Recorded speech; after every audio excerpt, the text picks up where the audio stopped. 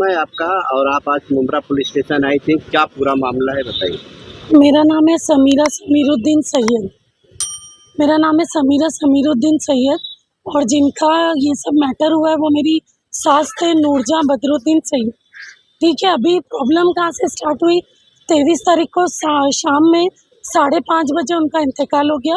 TMC hospital है जो अपना MM वली में, वहाँ पर, और वो 1 तारीख से एडमिट थे वहाँ पर, 23 तारीख तक वहाँ पर वो एडमिट थे। ठीक है, उनका स्पाइन का ऑपरेशन हुआ था, उनके टाँके भी नहीं खोले गए थे जब उनका इंतकाल हुआ जब। ठीक है, वहाँ उनको ऑपरेशन करवा के जब लेके आ गए, ऑपरेशन में तो वो एकदम अच्छे थे माशाल्लाह। उसके बाद उनको थोड़ा डर की वजह से माइनर अटैक टाइप आ गया और उसके बाद वो वेंटिलेटर पर चले गए। 6-7 दिन वो वेंटिलेटर पे थे। 14 तारीख को उनका ऑपरेशन हुआ था, उसके बाद 6-7 दिन वो वेंटिलेटर पे थे। उसके बाद अल्हम्दुलिल्लाह अल्लाह का शुक्र हुआ कि वो नॉर्मल भी हो गए। ठीक है, फिर अचानक से पता नहीं क्या प्रॉब्लम हो गई। अब अल्लाह की मर्जी है, मौत मिट्टी तो अल्लाह के हाथ में होती है। उनका इंतकाल हो गया। तो जब 23 तारीख को शाम में 5:30 बजे हम लोग हॉस्पिटल में थे, हम लोग को मालूम पड़ गया कि ऐसे हो गया। तो हमने मेरे भाई को और हम लोग के बिल्डिंग का जो चेयरमैन है गफ्फार शेख, उन लोग को भेजे कि आगे जाओ आप लोग और दफनाने के लिए जो भी रीति रिवाज लगता है वो करो। ठीक है, तो लोग गए तो लोग मानने को ही तैयार नहीं। अमान कॉम्प्लेक्स इतना मचान अमान कॉम्प्लेक्स की वजह से कुछ समझ में ही नहीं आ रहा था। अमान कॉम्प्लेक्स के पीछे आती है माउंटेन वैली, उसके पीछे आती है आज़ाद नगर, सबकी वहाँ पर कब्र जाती है। और अमान के भी कितने लोगों का जो वहाँ पर दफन हुए, ऐसा नहीं अकेला ये थे। पता नहीं उसमें क्या राजनीति खेली गई कि क्या हुआ, वो अल्लाह और अल्लाह का रसूल बेहतर जानता है क्या हुआ है उसमें। 9:30 बजे तक गफ्फार की नईम खान से बात हुई थी, उन्होंने बोले सुबह देखते या नहीं बोल डाले, पता नहीं। हम लोग ने उनको रात में 12 बजे ही हमको दफनाना था क्योंकि बहुत क्रिटिकल कंडीशन में सब हुआ था। रात में बोले परमिशन आएगी, फिर हमको टाइम दिया गया सुबह का, हम लोग बोले चलो फजर में दफनाना देंगे। लिखा हुआ था इसमें क्या मालूम, उन लोग ने डॉक्यूमेंट्स चेक ही नहीं किए, सिर्फ अमान कॉम्प्लेक्स के ऊपर ये तो कौसा में आता है, ये तो कौसा में आता है, बस ये करते हुए गए।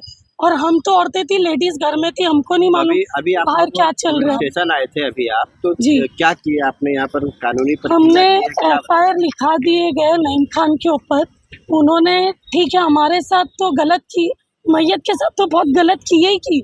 उन्होंने बाद में उनके घर वालों को भी नहीं छोड़े, उनके बच्चे लोग, हम लोग जो 1 महीने से उनके पीछे परेशान थे, उन लोग के ऊपर उन्होंने ये इल्जाम लगाए वीडियो में, सोशल मीडिया में आके कि पता नहीं, बोले पॉइजन पिला के लाए, क्या गला दबा के लेके आए, मुझे नहीं मालूम। बोले जब तुमको नहीं मालूम तो तुम कैसा बोल रहे हो किसी के ऊपर कि तुमको ये की। ठीक है, ये भी चीज हो गई। आपने जो FIR तारीख को इनका इंतकाल हो गया था, आज 28 तारीख है। आप 2 दिन आप नहीं, हम लोग 25 तारीख को भी आए थे रात में 2 बजे। जब हमने ये वीडियो देखे ना, हम भी सब दुख में, आप ये समझो मैयत के घर वाले फ्री थोड़ी ना बैठे, मोबाइल देखते हुए थोड़ी ना बैठे। हम लोग के छत से हमारी माँ गई है, आजू बाजू वाली दादी नानी खाला नहीं गई, माँ गई है। माँ का दुख तो सबको मालूम है कि वो कैसा होता है। हम लोग दुख में ये भी नहीं देख रहा है कोई। सुनिए, अभी आपने जो नईम खान पर FIR कराए, वो FIR क्या मामले को लेकर कराए वो बताइए। हमने जो वैलिड रीजन है, उन्होंने तो बहुत झूठ बोले, वो सब चीज प्रूफ करके बताया हमको। ठीक है, क्योंकि 1 महीने से TMC हॉस्पिटल में एडमिट है, वो कोई मामूली हॉस्पिटल में नहीं है। हमने इधर उधर डाला है, वहाँ पर नहीं, TMC का पूरा रिकॉर्ड है कि उनका कौन कौन सा ऑपरेशन हुआ है, क्या क्या हुआ है, वो सब रिकॉर्ड है। वो खुद प्रूफ करके दिखाए कि उनके बच्चे लोग ने गला घोट के पिलाए, कि हम पॉइजन पिला के मारे, वो खुद प्रूफ कर। जो उन्होंने हमारे ऊपर झूठा इल्जाम डाले, एक तो उनके माँ को तुमने तरसाए, मिट्टी होने नहीं दी है, 18-20 घंटे उनकी बॉडी को सताए तुमने, मैयत को वो चीज कर दी है, वो भी तुमको सुकून नहीं मिला। एज अ मुस्लिम इतने बड़े लीडर, तुम इतनी चीज तुमको समझ में आ गई, तुमको ये नहीं कि बच्चे लोग हैं, उनकी भावना है, बच्चे लोग मतलब माँ रहती है जो जिम्मेदार रहती है, जो सब कर लेती है, और माँ ही चली जाती है, बच्चे क्या करेंगे, उनको कुछ समझ में भी नहीं आता। तुम उनको भी सता, तुमने एलिगेशन डाले मोबाइल पे, हमने तो सुने, हमने रिएक्ट भी नहीं करे क्योंकि हमारे सर से वो दुख ही नहीं खत्म हो रहा था। फिर तुम घर पे भी भेज रहे हो, माफीनामा तो नहीं तो कब्र खोद के निकालेंगे, MM वाले निकालेंगे। किसने हक दिया भाई तुमको?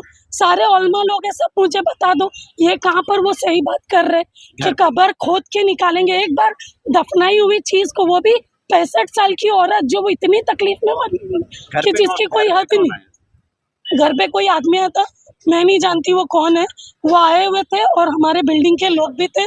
हमारे घर में कुरान खानी चल रही थी, उनका तीजा था सुबह में, रात में कुरान खानी चल रही थी, इतनी मेंटली डिस्टर्ब थी। वो बोले आके कि तुम नईम खान को माफीनामा दो तो तुम्हारा मैटर हाई कोर्ट में चले गया है, नईम खान को दो तुम माफीनामा तो वो तुम्हारा ये केस खत्म करेंगे, नहीं तो कल ही सब लोग आ रहे हैं कब्र खोदने के लिए। कब्र खोद के कोई दिखा देवे मुझे कि एक बार जो चीज दफन हो गई, कैसी भी हो गई, चलो ठीक है, तुमको अगर डॉक्यूमेंट्स का इशू था तो करवा के देते ना, सही, कौन सी बड़ी बात है, तुमको प्रॉब्लम क्या थी? अच्छा, आप तदफीन के लिए गए थे, जो मामले की परमिशन के लिए थे, आपको कोई पावती वावती कुछ नहीं दी है। 1900 रुपए की, जब तुमको नहीं करना था कफन दफन की, सुबह में 1900 की पावती दे दी हमको, वो पावती दे दी 1900 रुपए की, कफन दफन का सामान की पावती दे दी है, उससे हम लोग ने सब करवा दी, कब्र खोदने का वो सब करवा दी, लेकिन गेट पास नहीं थी हमको, गेट पास नहीं थी और हमने कुछ भी नहीं करे। अभी आप लोगों का जो उनका डेथ सर्टिफिकेट है वो कैसे हासिल करेंगे? क्योंकि उनको देना पड़ेगा। नईम खान से हम लोग दावा कर रहे भाई, हमको डेथ सर्टिफिकेट तो हमारे पास ओरिजिनल है, टीएमसी हॉस्पिटल का, घर में ही उनका इंतकाल नहीं हुआ, टीएमसी हॉस्पिटल में हुआ है, डॉक्टर के निगरानी में 1 महीना हुआ एडमिट थे। तुम प्रूफ करके बताओ क्यों नहीं देंगे तुम कोई भी चीज? हमने नईम खान के ऊपर एफआईआर किया हुआ है, जिसके अंदर धारा 301, 299, 351, 356 और ये क्या लास्ट में 3/5 ये धारा हमने लगाई है। ये एक ऐसा मामला है कि आप शरीयत के दायरे में भी देखेंगे तो ये सबसे गलत हुआ है, और आर्टिकल हमारे संविधान के हिसाब से भी देखेंगे तो इन्होंने उसका भी उल्लंघन किया है कि आर्टिकल 21 के हिसाब से राइट हर एक का बनता है कि हर चीज़ उसको सहूलत दी जाए, लेकिन उन्होंने उसको भी फेल किया और 18 से 20 घंटे मैयत को उन्होंने रोक के रखा।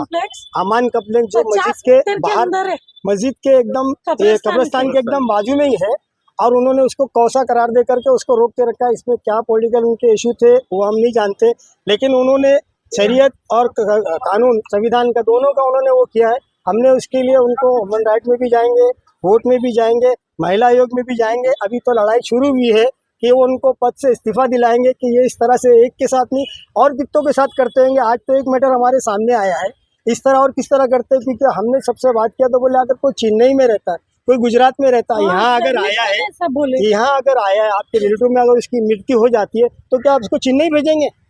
उसको यहाँ दफनाया जाएगा ना। जब आर्टिकल वो दिखा रहे, आपको डेथ सर्टिफिकेट दिखा रहे नॉर्मल तरीके से हॉस्पिटलाइज होकर के वो डेथ हुआ है, तो आप उसको दफन करिए ना।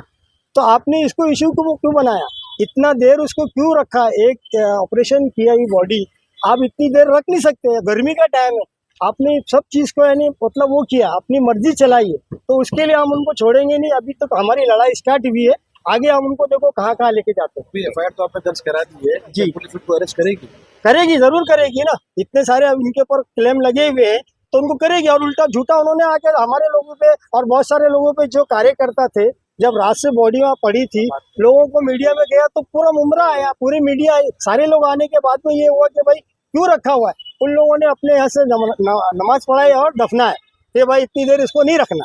ये चीज़ शरीयत के भी खिलाफ है, ये सारे जानते, ताकि अभी एक उलमा की टीम भी आने वाली है कि ये इस तरह जो है शरीयत के खिलाफ काम यहाँ पे हो रहा है, कि ये इस तरह नहीं होना चाहिए, क्योंकि ये संविधान भी इजाज़त देता है और शरीयत भी इजाज़त देती है। आपने क्यों रोका? हर चीज़ को यानी मैयत को आप रोक नहीं सकते, जबकि हर चीज़, हर डॉक्यूमेंट पूरे हैं, हर लीगल चीज़ है, तो आप उसको रोक नहीं सकते। तो मैं सिर्फ इतना कहना चाहूँगा कि 40 साल से वो वहाँ के ट्रस्टी है, दरगाह मस्जिद कब्रिस्तान, तो उनको शर्म आनी चाहिए कि शरई तौर पे उनको पता रहना चाहिए कि मैयत कितनी देर में दफन होती है। वो पूर्व महर रह चुके, उनको खुद सोचना चाहिए कि ये जो मसला है मैयत का कितनी देर में दफन होता है। 18-19 घंटे बॉडी रहती है और दफन नहीं होती है, तो उनको वो सोचना चाहिए। और इसमें मैं तमाम मौलमा से यही कहूँगा, आप तमाम भी इसमें आए कि नेक्स्ट टाइम ये चीज़ किसी के साथ ना हो, और एक फतवा जारी करे इस बंदे के खिलाफ जो 40 साल से दरगाह मस्जिद कब्रिस्तान का ट्रस्टी बन के बैठा हुआ है और वहाँ गैर शरीयती काम कर रहा है। तो मैं तमाम मौलमा से यही कहूँगा, ये गैर शरीय हुआ ना। 18 घंटा अगर कोई बॉडी रुकती है तो शरीयत के खिलाफ ही काम हुआ। वो आपने ऐसा कहा कि गैर वहाँ पर बैठा गैर शरीयती काम कर रहा है, गैर ये जो मैयत का मसला है ना, ये गैर शरई हुआ, ये एक मसला है। अभी हम इंशाल्लाह इसमें उतरे, अब इसमें तमाम लोग जो जिनके साथ हुआ है ना वो भी हमसे कांटेक्ट करेंगे, ऑलरेडी कांटेक्ट कर रहे हैं जिन के साथ जो हुआ है, और इंशाल्लाह भी इसमें हम लोग लीड कर रहे हैं। इंशाल्लाह ये जो मसला है हम लोग पूरा आगे तक लेके जाएंगे कि नेक्स्ट टाइम किसी के ना। और दूसरी चीज़ मैं बोलता हूँ, ये लोगों ने जो सिस्टम बनाया है कौसा अमृतनगर, ये भारतीय संविधान के खिलाफ है।